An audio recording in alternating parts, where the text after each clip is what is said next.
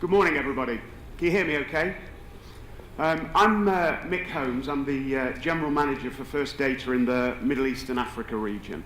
And it's a pleasure to be in front of you this morning. For the next sort of 15 minutes or so, I'm going to give you a First Data perspective on some of the key trends that are happening in the industry. And for those of you who are not familiar with First Data, at the end I'll just give you some high-level numbers around First Data as well. So we've heard an awful lot about what's going on in the industry over the last couple of days, and I'm sure you'll all agree with me that it's one of the most exciting times to be in payments today. In fact, that's the title of my next slide. And First Data tend to look at what's happening in the industry in four distinct areas. There's the consumer, the digital consumer today, of course. The digital consumer wants everything now, everything on demand, instantly. There's then the bank evolution that's taking place. The banks are changing dramatically, but there's much more room for innovation within the banks as well. Retail is changing beyond all recognition. There's an awful lot of change that's happening there, some good, some bad, but there's lots of opportunity for all of us amongst that as well. And then there's major industry shifts that we're seeing that are taking place within the industry as well. Lots of new competition coming and lots of new upstarts, if you like, coming into the payment industry and shaking things up as we go through this digital revolution. But what is digital? If we look at 20 years ago, the prevailing wisdom was, don't get into a stranger's car, don't meet strangers from the internet. Fast forward that 20 years, and we've turned everything completely upon its head. Digital has become a part of who we are every day of the week. I only have to look around the room to see a number of us getting our latest smartphone fix. We're all addicted to digital and mobile. Let's take a look at retail. If we look at shopping, it's gone from all about the weekend, all about the malls, to everything being online. Footfall's changing within the malls. We're seeing less and less people, probably less so here, and some of the slides in this deck are a little US-centric, but nevertheless, I think it's still very relevant here. It's now all about getting things sooner, and it's all about now getting things now. Amazon has completely changed the way that we shop, and we're seeing it here too. We've got Souk in the region, now owned by Amazon. We've got Noon.com, which is very prevalent within the Saudi market. Things are changing completely. But it's nothing new, right? Let's take a look at media. If we go back to the 80s, things changed dramatically when we could start to record our favourite shows. We didn't need to stay up late at night. Then in the 1990s, TiVo came along, and we could skip 30, 60, 90 seconds at a time, getting through all of those annoying adverts. But now, it's all about streaming. It's an on-demand mentality. We want everything now, when we want it. It's just instant access. And it's the same with money. We have seen so much happen from a money perspective in our industry. It used to be all about the card. It used to be about making plastic ubiquitous. Everything had to be on plastic. We're trying to get online food, online cinema tickets, pushing things online, but paying with plastic all of the time. While some of these markets in this particular region remain cash-based, it's changing dramatically.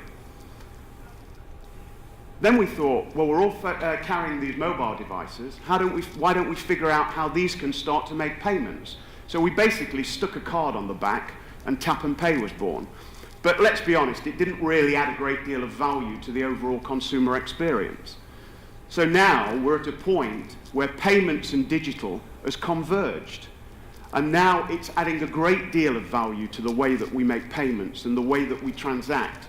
We've got remote commerce, e-commerce. It's changed things dramatically, and changed it for the better, as we're now all digital natives.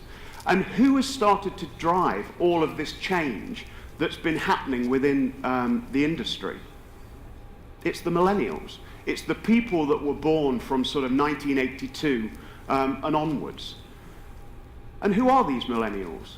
Well, if we look at this headline, they're not necessarily always the brightest people in the bunch, and we've got some other names that we tend to call these individuals as well. But what's important from this headline is not the fact that they're eating detergent pods, it's that they're putting it online.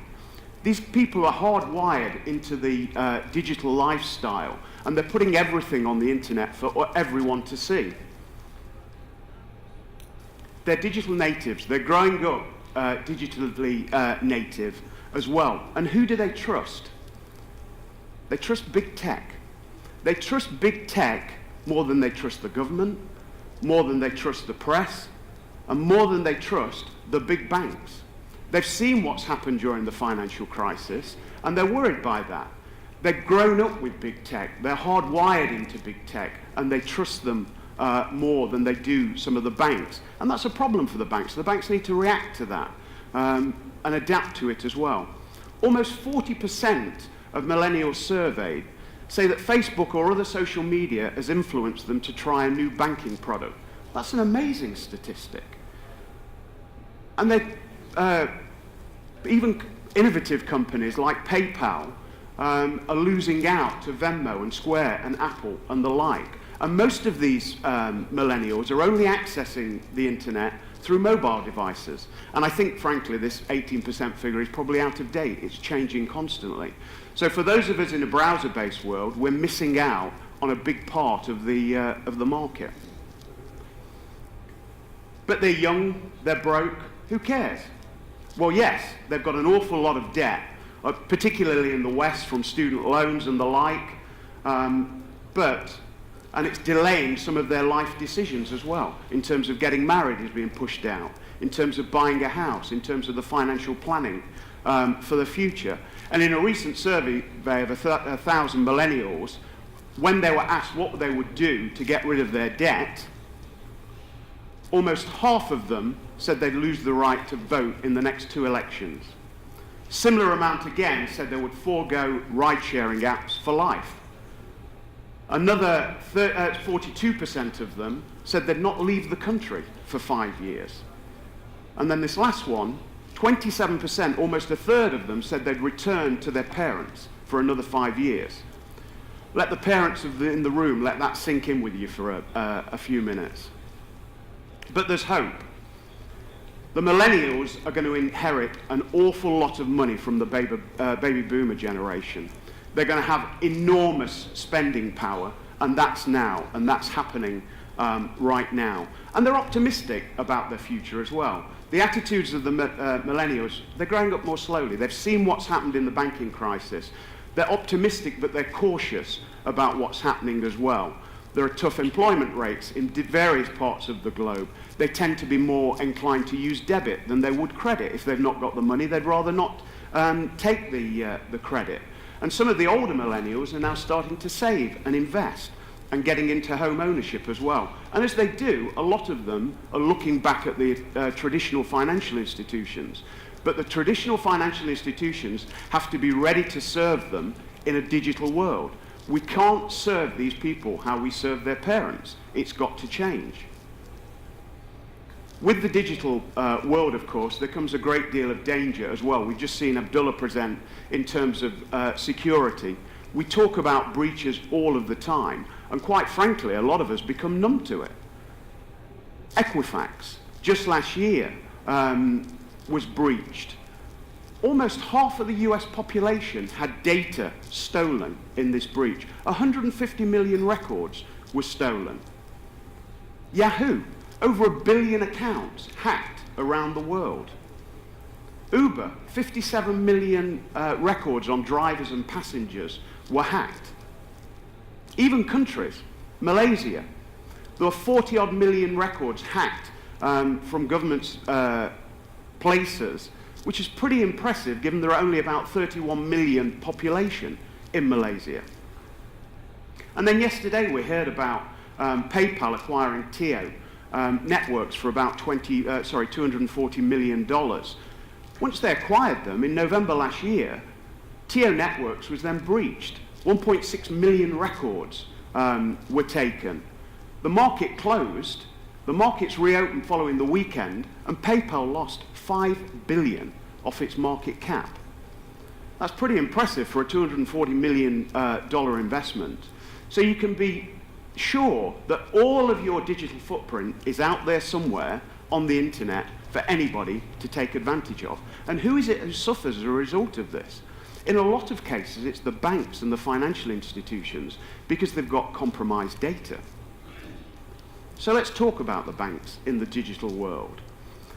In the digital world, for the banks, it means much greater efficiency. It means much greater profit, potentially, as well, as they start to change the branch network. And we've heard a lot about this in the last couple of days as well.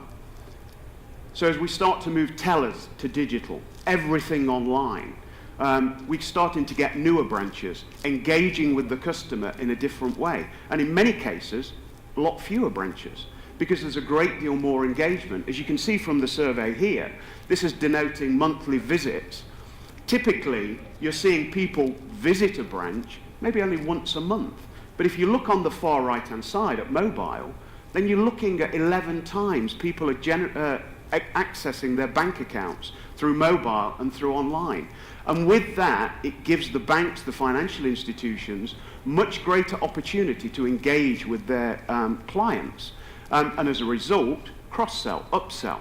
But we've got to be ready for it and providing the right solutions as well. It also potentially means no messy branches. We've heard yesterday about the changes in the branches, and we're starting to see digital-only banks. GoBank is an example in the US. It's a major prepaid online issuer. Similarly, Chime is just targeting digital millennials with online product. And then, of course, the mainstream banks are reacting to this as well and developing their own online digital banks. Fin through Chase, Greenhouse, Wells Fargo. And we're seeing it here across the GCC as well. In the UAE, where I'm based, we've got CBD with Now digital banking. We've got Mashreq with Neo, and Emirates MBD with Liv. Banks are changing and adapting as they need to do in this digital age. And we'll probably start to see some entirely new banks on the scene as well. Sophie and Square have applied for lending licenses in the US. Things are changing dramatically in the marketplace. But I think the big question is, what about big tech? How are big tech reacting to this? If we look at 2005, Walmart applied in the US for a banking license, ostensibly to serve their lower income customers and provide basic banking services to them. But there was uproar at the time from the banking fraternity. It almost broke an unspoken law that the banks did this and the retailers did this, and subsequently it was blocked. But now, of course, the speculation about the big tech, maybe a PayPal, maybe an Amazon, coming into the market. But they're not going to do it through a banking charter. They're going to do it through a major acquisition in the only way that some of these major tech players can do. So we should be prepared for massive changes, big competition, and be prepared to adapt to that as well. The banks then too are looking at different platforms and starting to play in this space as well.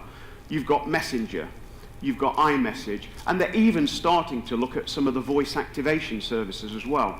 But quite frankly, the banks playing in this space, it's not necessarily that innovative, I should say. It's more about basic information on some of the banking services and the like. The financial institutions are lagging some of the retail and other service providers in this space. And it's similar in the P2P space as well. We're inundated by a completely new set of players that are constantly coming in the market, vying for the opportunity to move your money from one place to the other.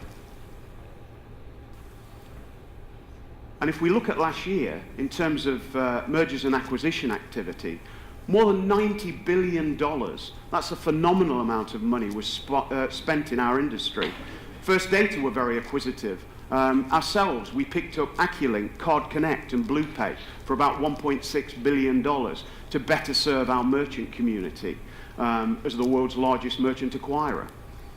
We saw Vantiv acquire WorldPay, a massive acquisition by Vantiv, placing them as the second largest acquirer worldwide behind First Data. TSYS picked up Kion, and the list goes on. There's more and more things that are happening within the industry.